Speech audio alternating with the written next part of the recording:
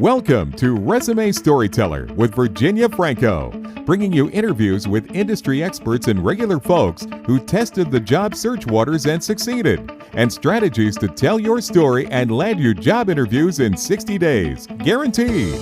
Here's your host, Virginia Franco.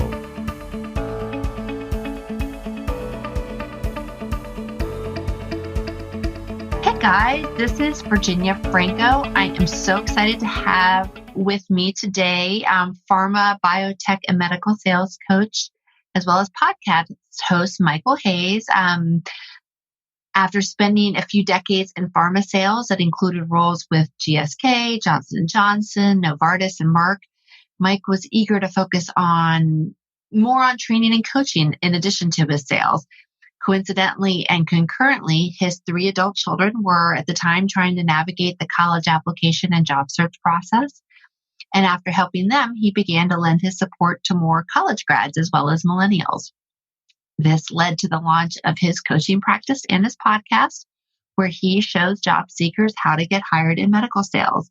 So thank you so much for joining me and returning the favor. I know I was on your podcast a little bit ago, but I'm really excited to have you on because I do write I do have a lot of clients in the pharma, biotech, and medical sales space. Well, Virginia, thanks for a bunch. I'm really excited. This is, like you said, in addition to my sales background, which I'm very passionate about and love sales, I found that trying to coach people to get hired and navigate through the challenging job search process, there's a huge element of sales. I know a lot of people can get maybe a little nervous when you say that. They don't want to be too salesy. But you and I both know once you finally get an opportunity to get in front of a hiring manager, you want to be able to tell your story, make it be compelling, sell yourself, and eventually try to close out the interview. And so I'm passionate about that because I found it's helped me and other people in this process. I agree. And I actually, and tell me if you disagree, I feel like people with a sales background are actually at a little bit of an advantage when it comes to job search because a lot of the process is very similar to what sales folks go through in terms of building out a pipeline, coming up with their marketing collateral, they're doing their sales pitch.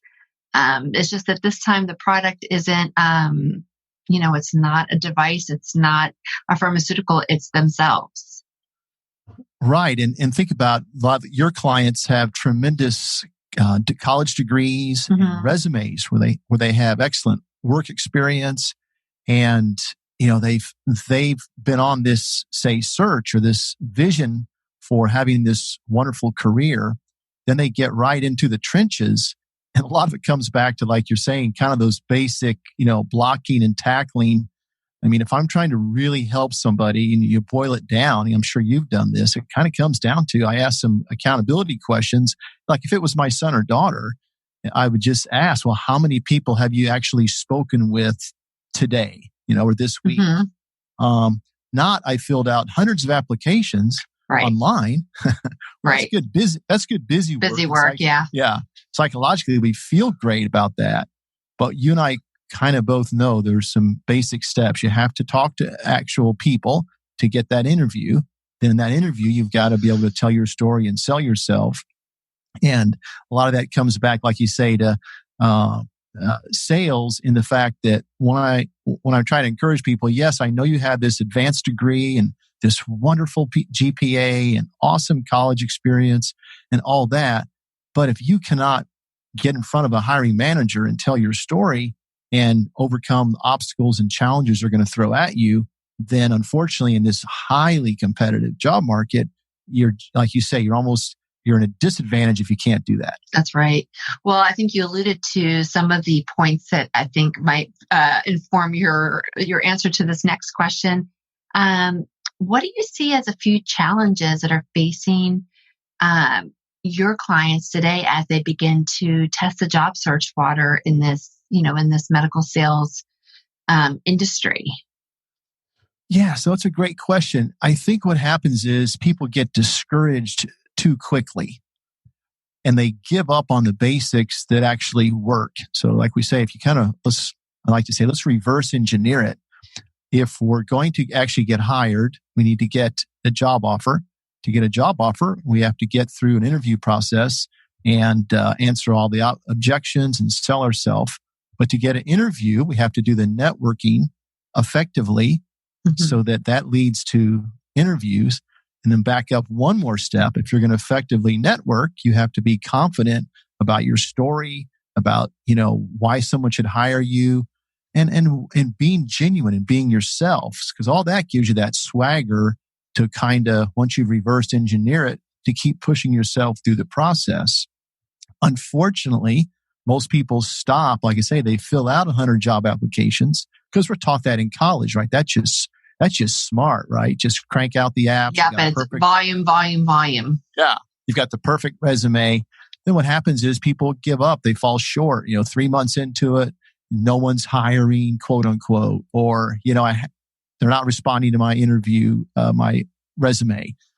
And so I think the biggest, to answer your question specifically, would be is come up with a plan and get some input from somebody, a coach, a mentor. Make sure that your plan makes sense, like how you're going to tackle the job market. Come up with some measurables, and then a calendar and a strategy, and just stick with it. But the key is also get better, right? Because even with this coronavirus that we're under, it changes, as you and I know, changes all the time. Yeah. And even now, more rapidly. For example, you might be doing more video interviews. And the things you used to do to network, maybe meet people in public, you're not going to do that now. So how can you use LinkedIn and be real, again, not too salesy, but not too timid. Yeah, but you're right. Your strategy needs some flexibility given that things are changing rapidly. Yeah. I think, just to answer your question, helping whoever you're trying to help find a job, say, okay, let's come up with a plan. Let's go after it. Now let's get better. Let's be flexible. Let's improve, but let's not back off the basic things that work once we hit a roadblock or get discouraged. In other words, there's a process and it works if we stick with it. I agree. And back to the earlier discussion around just sales in general, the process is not of reverse engineering, target companies and then target people, and then figure out who that can introduce you to those people, and coming up with ways to reach out to the people that you want to get to know. That is very similar to me in sales to identifying who the physicians might be or the gatekeepers might be at healthcare institutions, and then figuring out who can get you into the door to get those discussions going. But you're right, you're breaking it down into little pieces and you're coming up with alternatives, given that you can't call someone up and say, let's meet for coffee. That's not working as well anymore. What else can I do? Exactly. Is there something that has, that your clients are surprised by when they are, in these initial stages of job search? Well, the biggest thing in our industry, in medical and pharmaceutical sales, which is really different than, and people have to embrace this coming in. And this is great though, because it applies to across the board to your whole audience. Mm-hmm. You really have to strap on your helmet, so to speak, and get ready for a rough and tough interview in medical sales. And what I mean by that is you really have to sell yourself. They expect that. Because think about it. These are $100,000 jobs, okay? They want good people because they're going to pour, I don't know how many tens of thousands of dollars of training and development into the person they get. Yeah, that's true. And they're going to be handling medicines and medical products that impact people's lives. And there's a medical legal component of it too in the medical industry. So I can't stress enough with people, when people are surprised by this, that ultimately they want good people. They don't really want that perfect pedigree, back to that perfect resume. But don't be surprised, though, to your point, in the interview process, it's very rigorous. And I hear it all the time from people. Well, let's say I applied for a regular B2B or business-to-business sales job, and I showed up. I had my degree. I worked someplace else. That was good. They gave me a shot. Well, it's not like that in these $100,000 medical sales jobs, because all the reasons I mentioned. So the difference is you have to really prepare for a rigorous interview process and understand it's almost like a game going in. And I would say the same for all of your clients who are trying to find jobs. There's just some preparing for a very rigorous interview. I agree. I'd also say that same level of rigor exists with the big ticket high tech sales, the technology sales, and interviews within highly regulated industries like banking, healthcare is obviously certainly regulated, but when there's a lot on the line, if you break the slightest of rules. Exactly. No, it makes sense, right? They're going to invest either, like you said, tech, finance, a lot of these companies. They're high risk. They're wonderful products. The companies have spent billions to invent these products or bring them to market. So the great news is if you and I land that job, we're going to have an awesome job with a nice pay and opportunity for advancement and a lot of resources behind us. But to get that job, we just can't slide into it. We have to really show up and be prepared. And that's where I help people. I have a new book I'm working on. What's it called? It's called 3 Steps to Get Hired in Medical Sales. And one of those big steps is I break down the interviewing process into 4 stages to really just coach people and prepare them when they go into these interviews to really be prepared. Nice. This is a good segue. So we know what you want people to do, show up and prepare accordingly. Is there something that drives you most nuts when it comes to, job seeker or some of your client mishaps? Are there common mistakes that just, you really frustrate you that you see as easily fixable, I guess? Yeah, it's a great question. I think kind of alluded to earlier, that theme of just kind of giving up before you get to the finish line. Right? You do a few things at work and get interviews, and then all of a sudden you don't get the job, and then people kind of scratch their head and think, well, maybe this isn't for me, or they want to go a different direction. No, wait a minute, let's slow down. You got the interview, okay? So 100 other people didn't get the interview. Right. And that tells you that at least your resume is probably working and your LinkedIn is probably working. It helps you to figure out where things go wrong if you get the interview, right? Yeah, exactly. So, okay, you're in the interview, you're in a little bit of a battle there. And so you got your feelings hurt, you got your ego bruised, and you didn't get the offer. Well, first, realize, like you said, you've made it this far. Now you're competing with at least 3 to 10 other highly, competent people. And so now learn from that and get better. Don't feel like, it's not ever going to work or you're not qualified. I tell people all the time, if there's 3 to 5 candidates there and the job description said, they need so many years experience and you're getting started in this process, it's likely that one of those other candidates got that particular job and they were more qualified. And so the great news is it just means you're a step or 2 away. Don't pack up and go home. It just means, okay. So in other words, let's play those numbers out. So in that particular spot, somebody else got it. But that means if I keep going through the process, it's very likely I could be one of those people if I just keep growing and moving down the continuum. That's a really good point. I've always viewed job search as sort of it's a pipeline. You've got the beginning stages, figuring out your job target, the companies, and you need to have your career marketing collateral together. Then you need to make sure that your interviewing skills are really good, and then your closing skills are really good. And I do see people giving up early on where they have, maybe gone 3 interviews and they're like, oh, my resume sucks. I'm going to quit. I'm like, well, you got to the interview, so it's not your resume. Or I'm not getting any interviews. Well, maybe it's how you're targeting companies, or maybe you can sort of examine the pipeline to help you. You don't have to overhaul the whole thing. You can really fix the one piece that needs tweaking. Yes. And Virginia, here's why I get really excited as somebody demonstrates that right in front of the hiring manager, they're actually showing them they have the skills to do the job. Right. What better stage to say, hey, I can do this. Now show up and do it in the interview. Think on your feet, be flexible, be creative, tell your story, overcome objections, have good follow-up, all those things that in these jobs, principles are pretty similar. This is a lot of sales, but like you said, it could be tech or it could be, financial services. Same thing, right? They want you to demonstrate in that interview that you kind of know what you're doing. Don't just say it. And that's where you can't just read a book or watch a YouTube video or even listen to podcasts, right? They're all great. I have one. But that's why I encourage people to do the numbers, go through the process and put yourself out there, but step back and learn from it and get better. Then there's nothing that could hold you back. No, that's great advice.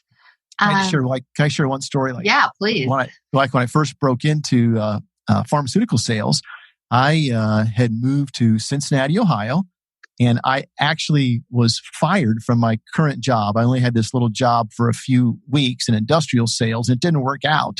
I had a new baby. Now I was unemployed, and I was really, really drawn to medical and pharmaceutical sales, but I knew really nothing about it. And I had no chemistry or biology background. I could just see the upward mobility in medical and pharma versus the older smokestack, industrial sales industry that I was a part of. So just everything I'm telling you, just the funnel, just getting the interviews and showing up. But in the final interviews, the third interview, and the hiring manager looked at me and he said, Mike, look, I've got 3 candidates. The other 2, one is with a competitor. So they have all the, they know the products. Yeah. Yeah. Know all the industry experience. The other one works in one of the hospitals. She's a nurse.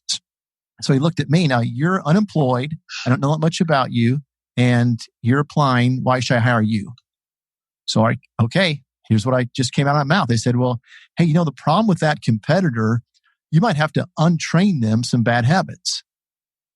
And then with the nurse, she's really good with technology, but she might talk too much and never ask for the order.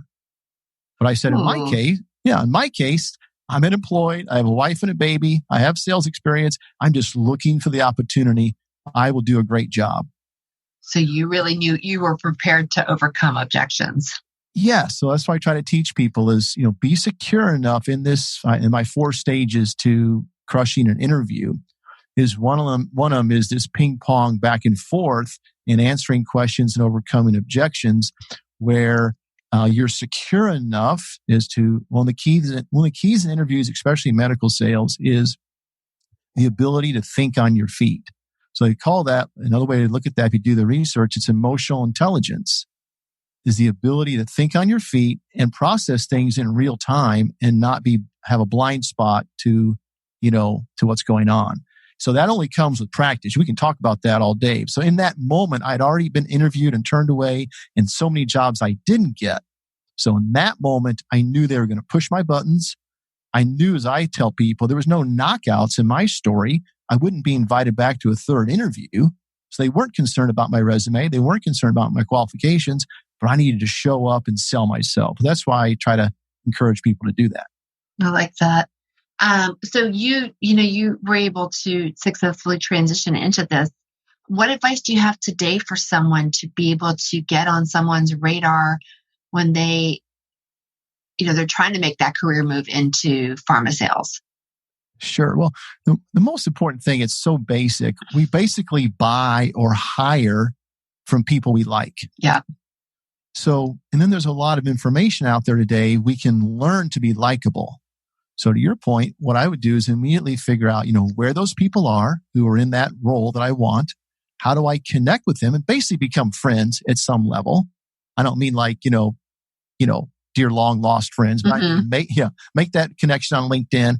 And this doesn't work for everybody, but I talk people through kind of the numbers of how to go about this. That if you basically reach out to 10 people, 3 or 4 people will never get back to you. That's right. Busy. Yeah. 3 or 4 people might respond, but 1 or 2 will follow up with you. And now you've got a new connection, and the others might happen later. So to answer your question, as you do everything else you and I have been talking about, applying online, preparing your resume, it's really those connections, those individuals, friendships you make, because it's so powerful today. When there's an opening for a job, the hiring manager most likely will reach out to his current employees and ask them if they know anybody. That's right. Or vice versa. Someone reaches out to the manager and says, hey, I have a friend. You should talk to him. you and I both know, and this is why we can't stress this enough, that is so golden. Yeah, having that champion on the inside is yes, and is the beauty gold. today with technology, the beauty today with LinkedIn and texting and email and however you want to do it, your cell phone, there's so many tools available. And if you do it right to cultivate that friendship, but again, here's the challenge: our little mind, because we were taught in school, apply online. So we get immediate feedback, we think, by applying online. It's much more risky or difficult to put your heart on your sleeve and reach out to 10 strangers on LinkedIn and then wait for a week for them to get back to you and then follow up and, ask them for their help. Now, I've got some tricks to help to make that a lot easier, but most of us, it just seems like that's a longer, drawn out process and more risky. But if I jump online and apply to 10 jobs, I'll get one quicker. And it works the opposite. No, it doesn't. When you apply online, the person with the most keywords wins. And if you haven't been in that industry, you're just not going to have as many keywords, period. Yeah. You don't have that experience. So can I ask you a question? Let me ask you a question. Yeah. So how would you help me with people who get kind of stuck there? Like, they kind of know what you and I are talking about. They know it's who you know, but they're still stuck in that old way of thinking. Apply. Yeah. When you chat with them, how's it going? Oh, I applied for 100 jobs today and haven't heard back. So I guess no one's hiring. Well, I'm like you. It's reverse engineering the process. If you are set on working at a pharma company, then you need to come up with 10 companies that you think you would be a good fit for, and then say, okay, I need to come up with 10 people. Each of those companies are in those roles, and see if you don't know someone who knows somebody. Or I have a couple scripts as well to reach out to people you don't know. Recognizing that when you apply to when you email 10 people, you're lucky to really be able to latch into one or two people and get those conversations going. Find out about how they made the move, who else they might recommend you reach out to. And each of those conversations can then lead to other relationships. But I guess my question for you is: do you feel like some of the big companies, like a J&J on the pharma side, or Medtronics on the device side, do you think that for a newbie trying to break in, do you say go for it with those top tier companies, or do you think it's an easier transition to try to get in and maybe a smaller company or a startup to try to get some experience first, with the idea that maybe in a year or two you might then pivot to the bigger company? Wow, that's an excellent question. And here's why I love that question. It depends on the opportunity and the person. So you can't give a black and white answer. Here's why. Here's why. If you get into the top tier company, wow, honestly, you are set for life. Yeah, it's hard though. It's hard, but I'm saying that once you get the name J&J or Novartis or Merck or Eli Lilly on your resume, you're pretty much set for life. Yeah, you're right. And people are going to type in competitor names when they're searching for talent. You're right. Those big names really do matter. Yeah. Now, here's the thing, though. So the catch-22 is they can get the best people. So for a lot of us, we might not be able to find that job at the right time. Mm-hmm. So the, say, second tier, I don't know if I want to use that word, but say a lesser known entity or opportunity comes your way. Because what you desperately need before you get into the big top tier companies is the experience. That's right. Right. So how do you get the experience if you can't get hired? But here's the thing: there are amazing opportunities out there in a second tier company that will give that person everything they need, but don't settle or don't sell yourself short. For example, here's what I mean. Some of those second tier companies, let's just say lesser known, could really be not a great opportunity. For example, they could be commission only, let's say. That's right. Or they could be in a niche that you just aren't excited about. Maybe it's home health care, nursing home, or dental sales. Right. Yeah, and you vision yourself being in the OR doing orthopedic sales. Right. And it's a job to try to sell gloves or something. It's not nearly as exciting. Right. On the other hand, though, there are excellent opportunities. For example, my two big breaks came in. I was in ophthalmic pharmaceutical sales, And most people have never heard of that, selling pharmaceuticals to eye doctors. Okay. Mm-hmm. And that's a niche within pharma that most people don't really That's think right. about. Right. They always think about heart and like the big stuff. Yeah. Right. Diabetes, Mm-hmm. obesity. And another excellent job I had, and I try to tell people about this, is laboratory sales. So selling, laboratory tests, diagnostic testing to the hospitals and doctors. And within that is the general test, like we talked about, like for, CBC, a blood count, which a lot of them do in-house. Then there are the more sophisticated cancer tumor markers and other tests at the oncology. So the neat thing about this space is if you can find one of those opportunities, you can get a huge experience and still be with a great company, but it might not be the most well-known space, or maybe not exactly what you wanted to go into. But the good thing about that, I've talked to other people, you really need to do the job for a while before you really know what you like or don't like. So instead of turning down, I tell people, instead of turning down and getting all your hopes up to get with a J&J or a Medtronic, interview with as many people as you can, try to get to the point where you get an offer, and then evaluate the opportunity. And maybe you step into it and do it for a year or two and see what you like and don't like. I love that. And you're right, that niche product or disease state might be a great in. Yes. Definitely worth considering. Yeah. Like a big fish in a small pond. Exactly. No, I love that. So what is your advice? And I'm sure you get people, it's always lovely when you get a client that is just beginning their job search and they come to you before they've done anything. But what about those people that have been job searching and it is not going well? How do you recommend they sort of reboot, reevaluate? Right. Well, thanks. Great. I think go back to the reverse engineering it. Mm-hmm. So if we think about a sales funnel, if you're selling widgets and your job is to sell 10 widgets a month, and your goal is to find new prospects, throw them in the top end of that funnel, they'll drop out for some reason. But if you throw 10 in a month, hopefully 1 or 2 will trickle out in time. So I would just sit down with someone and say, okay, somewhere in your process, either it's not working, or you need a little fine tuning, or you need to pump more energy into it. For, like you and I've talked about, are you getting new qualified people in the front of your prospect funnel? What I mean is somebody you can actually speak to in person.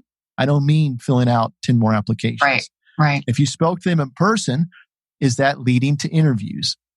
Okay, well, not really, they're not hiring, or they directed me back to that. Well, then you probably didn't talk to enough of the right people that could open up opportunities. And the same thing in the interviewing, did you get, past the first interview, second interview? Okay, no, what happened? Well, that's why I encourage people that, like I've talked about.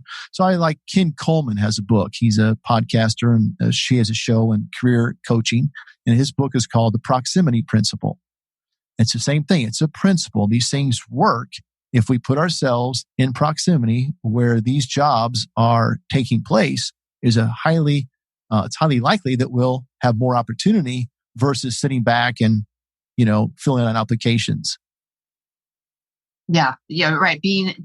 Getting access to the people that might be in the hiring room or in a position to influencing hiring managers is huge. Can I tell you another quick story? Always, yes. So I'm with Merck right now, and they're one of the top companies in the industry, as you know.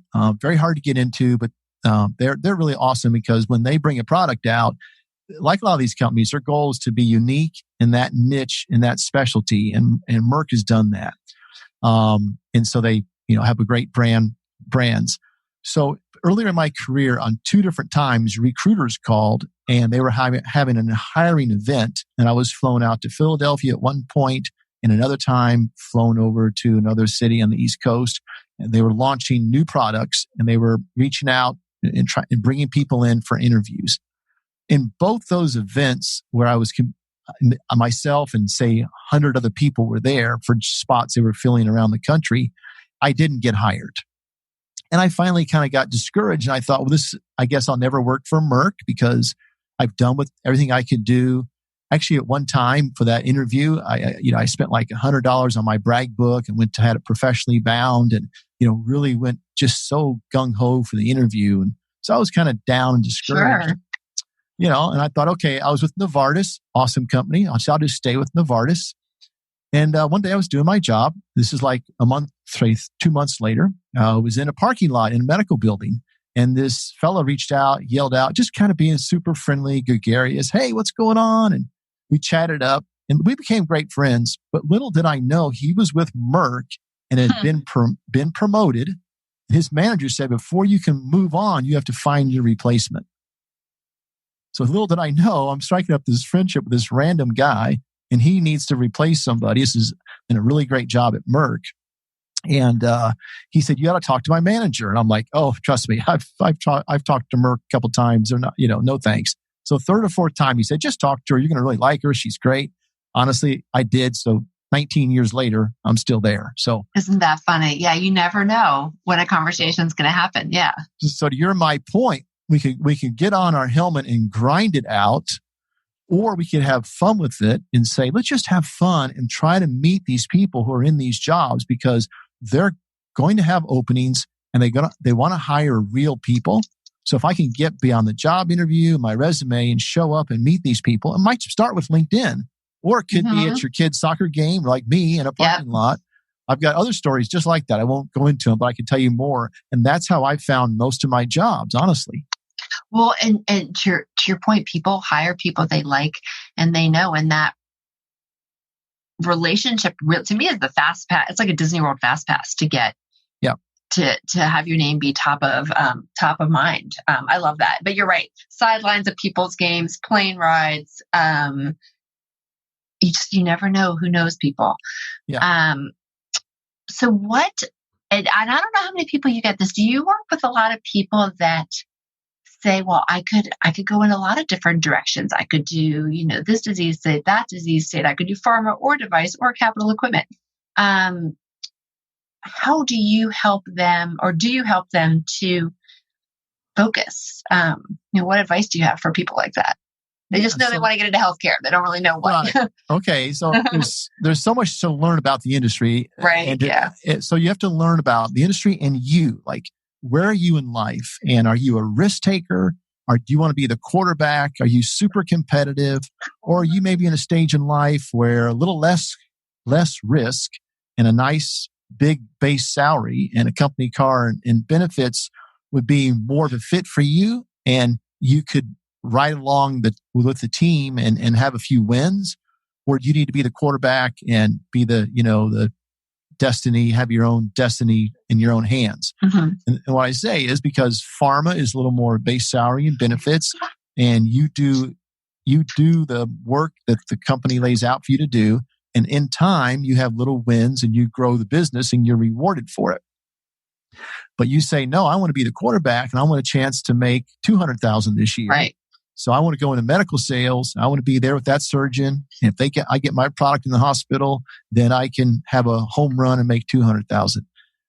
So that's kind of in a nutshell. It's kind of an easy way to look at it. And that's not. I don't want to oversimplify it, but the great news is today, if you go on medreps.com and do a salary or compensation search, I might have probably, people might disagree with me, but right now, overall compensation is pretty similar between medical and pharmaceutical sales.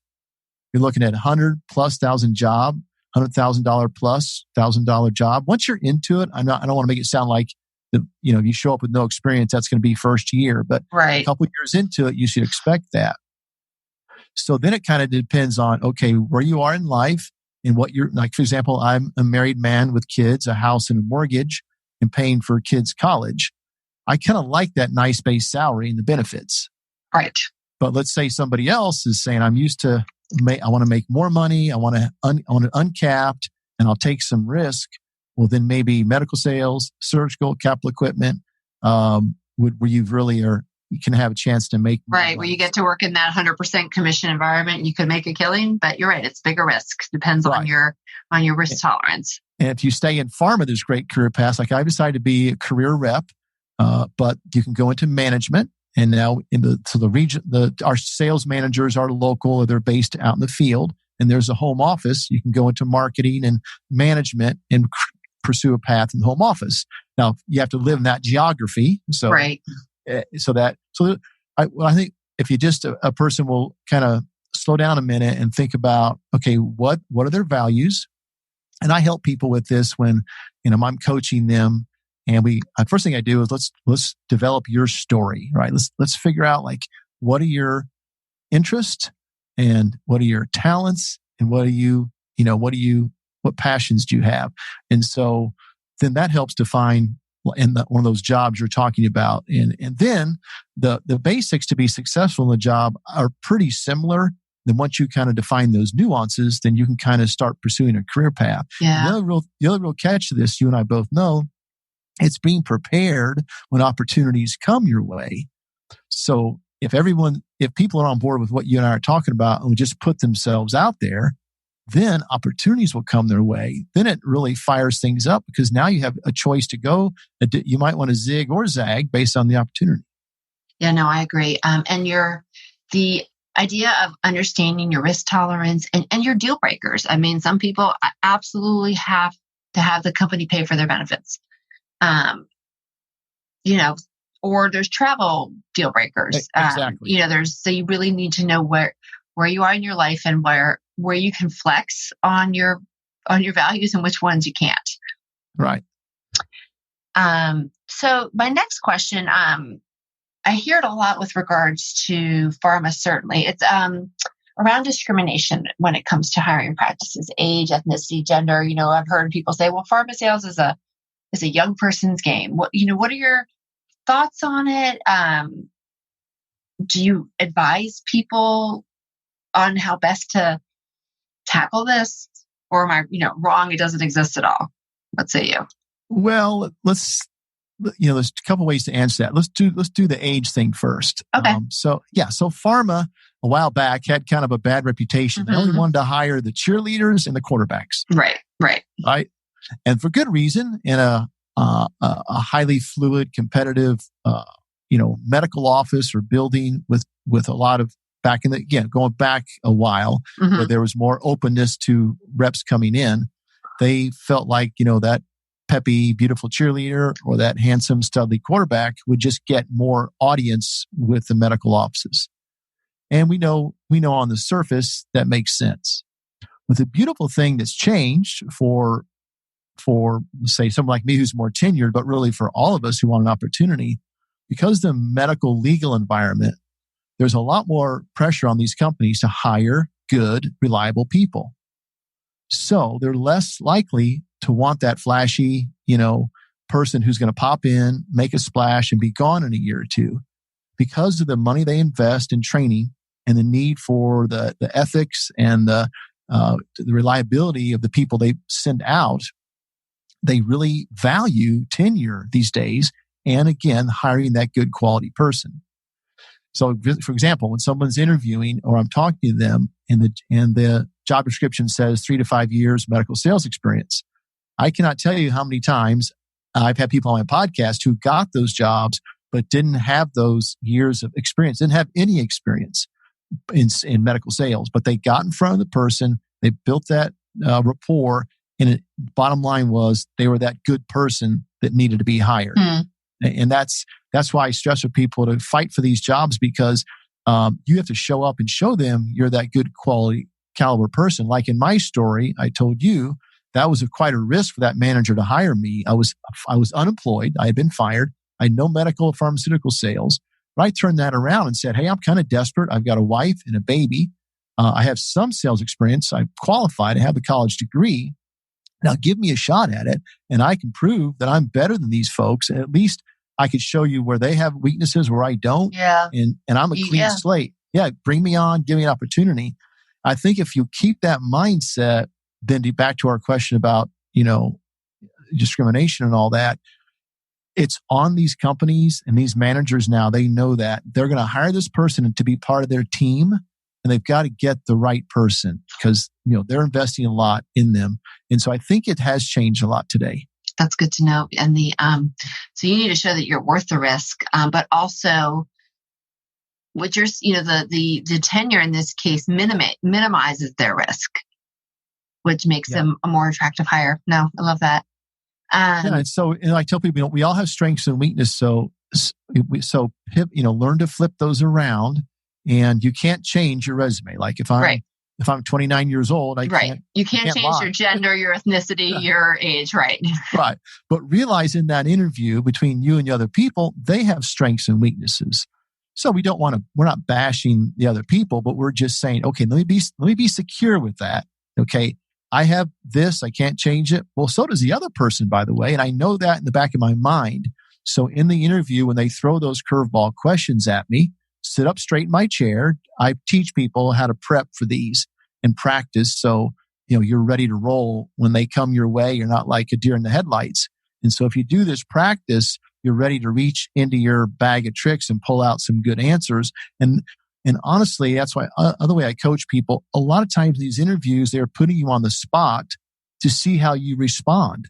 They don't know. True. They don't have the exact answer to the question themselves. You're the expert on you. So if you answer it confidently and intelligently, chances are you help that interviewer do their job. And then psychologically, they like you and they want to advance you along to the next step. That makes total sense. What are, someone comes to you and just has 5 minutes, they have 5 minutes of your time and they say, I'm getting ready to job search. What are, one or two tools that I absolutely have to have before I embark on my job search journey? What say you? What tools do you think they are must-haves? Yeah. So obviously using whatever books you can read on LinkedIn. Okay. So let's talk about, we all know LinkedIn. We were taught from school, from college, you have to be on LinkedIn. And we think it is like a fancy resume. That's how we were taught 10 years ago, 5 years ago. Yeah. Right? No, I think it's the world's greatest CRM. Yeah. Right. Oh, yeah. Today, that's it. And then if we can leverage it for that. And so, any books or guides or training or, you probably have material or any other, on LinkedIn. In fact, let me ask you, do you do a tutorial on LinkedIn? I do have guides to help people navigate LinkedIn. I write their profiles, but there are lots of people that is their area of specialty where they coach you on how to use LinkedIn to its fullest, whether it's for job search or whether it's to help grow your business. Pardon me, but I was grabbing one of those books. Oh, what book? Yeah. So, my favorite thing is when we could spend time in Barnes and Noble or your local bookstore. And of course, with all the digital and audio books. But so I have a book that has been really helpful. It's called The Power Formula for LinkedIn Success. Oh, who wrote that? It's Wayne Britt-Bart. Oh, he was on my podcast. He's great. Oh, really? Okay, yep. Awesome. I need to reach out to him and probably give him a thanks. But, so he's a LinkedIn trainer, but he helps businesses as well as job seekers. Yes, and specifically, there's a couple practicals that I pass on to people, and it's kind of common sense for once we start doing it. But for those who are not quite getting stuck, it's he talks about doing a custom connection request. Yeah. So when you search somebody out, like if I was looking at you, don't just hit the connect button, but go to those three dots that say like send a personal message. Personalized, yeah. Yeah. And then what I do, if I learned this from one of my other podcast guests, is I compliment them and then ask for their advice.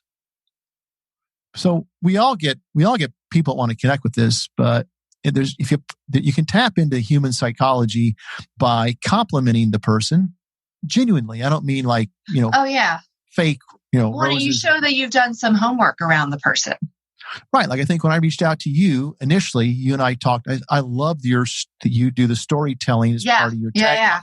Yeah. Because that's one of my steps in my getting hired. And so just those two words stuck out. So you and I connected on that.